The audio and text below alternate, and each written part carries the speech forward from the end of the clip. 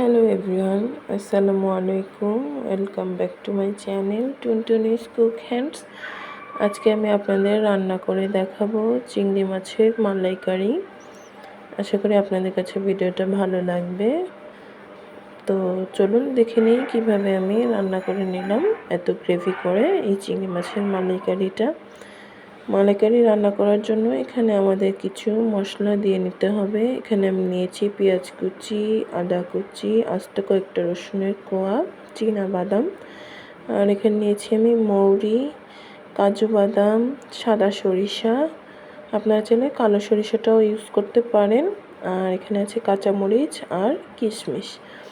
আর এখানে নিয়েছি কিছুটা টক দই। এটা আমি সম্পূর্ণটা দেব না, এখান থেকে আমি 2 টেবিল চামচ পরিমাণ টক দই দেব। তো চলুন মশলাগুলো বেটে নিই। প্রথমে আমি আদা রসুন আর পেঁয়াজ কুচিটা আলাদা করে ব্লেন্ড করে নেব। তারপরে সরিষার সাথে বাকি মশলাগুলো যা যা আমি দেখালাম সেগুলো আমি আলাদা ব্লেন্ড করে নেব। তো মশলাগুলো ব্লেন্ড করা আমার হয়ে গেলে চলে যাব পরবর্তী ধাপে।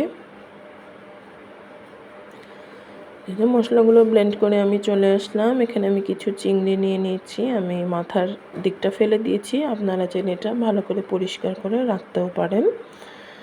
আর এখানে নিয়েছি আমি ঘি, আর এখানে আদা রসুন আর পেঁয়াজ বাটা বলেছিলাম আলাদা করে নেব। আর এখানে নিয়েছি আমি সরিষার সাথে বাকি মশলাগুলো বাটা। এখানে আছে টমেটোর সস, আর নিয়েছি আমি কেওড়া জল। কেওড়া জলের স্মেলটা আমার বেশ ভালো লাগে তাই নিয়েছি, আপনারা চাইলে স্কিপ করতে পারেন। এখানে নিয়েছি গরুর দুধ। আরেকটা কথা, এই ঘিটা কিন্তু আমার হাতে বানানো, আপনারা চাইলে আমার চ্যানেলে গিয়ে দেখে আসতে পারেন। তো এই তো আমি রান্নায় চলে আসলাম। এখানে আমি একটা কড়াইতে কিছুটা তেল দিয়ে এখন এই চিংড়ি মাছটা হলুদ আর লবণ মাখিয়ে নিলাম। এখন আমি এখানে সবগুলো চিংড়ি মাছ দিয়ে নেব।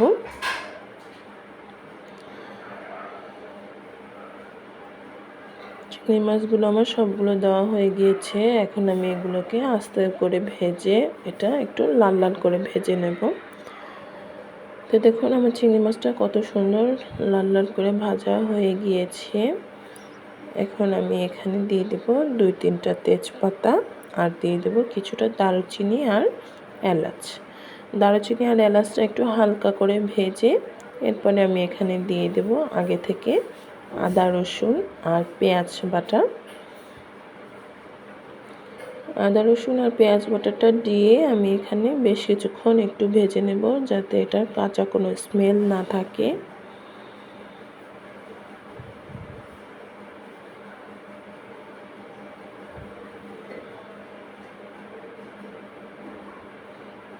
তো পেঁয়াজের সাথে আমি চিংড়িটা মিলে একটু ভালো করে ভেজে নিচ্ছি। আর এই পর্যায়ে দিয়ে দেবো এখানে স্বাদ মতো লবণ।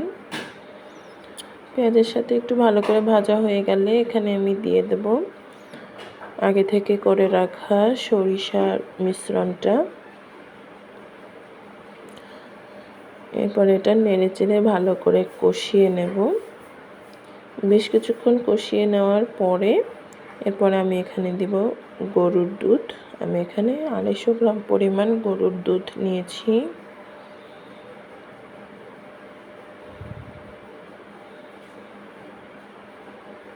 গরুর দুধটা দিয়ে কিছুক্ষণ জাল করার পরে এখানে আমি দিয়ে দেব লাল মরিচের গুঁড়া। এটা আপনারা স্বাদ মতন যতটুকু চান বাড়িয়ে কমিয়ে নিতে পারেন। এবার আমি এখানে দিয়ে দেব সামান্য পরিমাণের একটু কেওড়া জল, আর দিয়ে দেব এখানে সামান্য পরিমাণের একটু টমেটোর সস।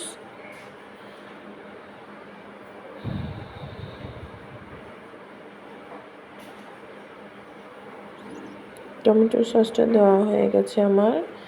আর এখানে আছে ঘি। ঘিটা আমি সবার লাস্টে দেব যখন আমি এটা নামিয়ে নেব। এই তো বেশ কিছুক্ষণ জাল করার পরে আমার তরকারিটা এই পর্যায়ে এসেছে। এখন আমি এখানে ঘিটা দিয়ে একটু নেড়েচেড়ে ব্যাস এটা নামিয়ে নেব। হয়ে গেল আমার চিংড়ি মাছের মালাইকারি। খুব বেশি সময় কিন্তু লাগে না এটা রান্না করতে। আপনাদের কাছে যদি ভিডিওটা ভালো লাগে প্লিজ বাসায় একবার এভাবে একটু ট্রাই করে দেখবেন। আশা করি খেতেও বেশ ভালো লাগবে। তো আমার ঘিটা দেওয়া হয়ে গিয়েছে, এখন আমি এটা একটু নেড়েচেড়ে ভালো করে মিশিয়ে নিচ্ছি আর এটা এখন নামিয়ে নেব।